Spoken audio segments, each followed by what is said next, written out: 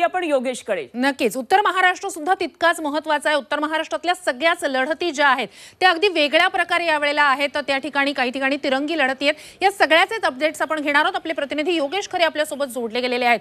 योगेश, उत्तर महाराष्ट्र काही वेगळा निकाल यावेळेला देणार आहे का? खरं तर सगळ्यांना उत्सुकता आहे. तुमचं नेमकं काय विश्लेषण आहे? खरं आहे, उत्तर महाराष्ट्र यावेळेस महायुतीच्या पारड्यात वजन टाकणार का याकडे सर्वांचं लक्ष आहे. कारण की महायुतीचा हा बालेकिल्ला म्हणून गेल्या काळात बघण्यात आलेला होता. मात्र यावेळेस चित्र थोडंसं नाराजीचं म्हणजे अँटी इन्कम्बन्सीचं आपल्याला पाहायला मिळतंय.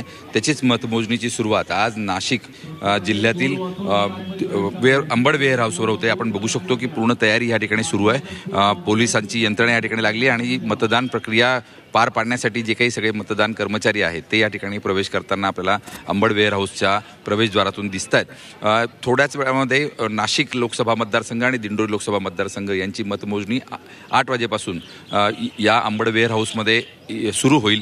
कडेकोट बंदोबस्तामध्ये ही मोजणी सुरू होईल. या ठिकाणी जर आपण बघितलं तर माजी केंद्रीय राज्यमंत्री आरोग्य राज्यमंत्री भारती पवार यांचा फैसला या ठिकाणी होणार आहे.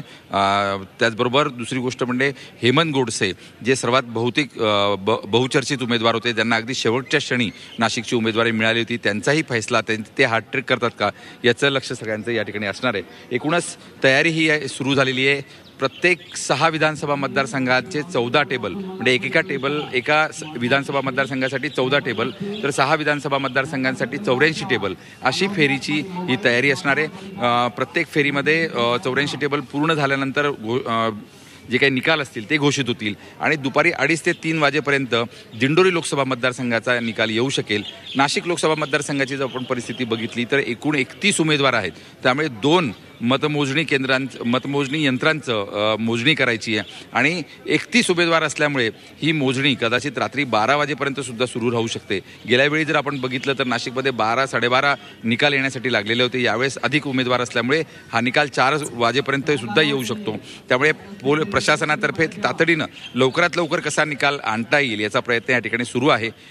कदाचित जी काही यंत्रणा आहे तिची सुद्धा ही वाढवण्याचा प्रयत्न या ठिकाणी करण्यात आलेला आहे आणि दुपारी 3-3:30 पर्यंत दिंडोरी लोकसभा मतदारसंघाचा निकाल या ठिकाणी येईल. जर उत्तर महाराष्ट्राची आपण परिस्थिती बघितली तर जळगाव नगर या भागामध्ये आणि त्याचबरोबर धुळे नंदुरबारमध्ये सुद्धा ही मोजणी सुरू आहे. दुपारी 3 वाजेपर्यंत इथले सर्व निकाल येतील अशी अपेक्षा आहे. नक्कीच अपडेट्स क्षणाक्षणाचे तुमच्याकडनं घेत राहणार आहोत.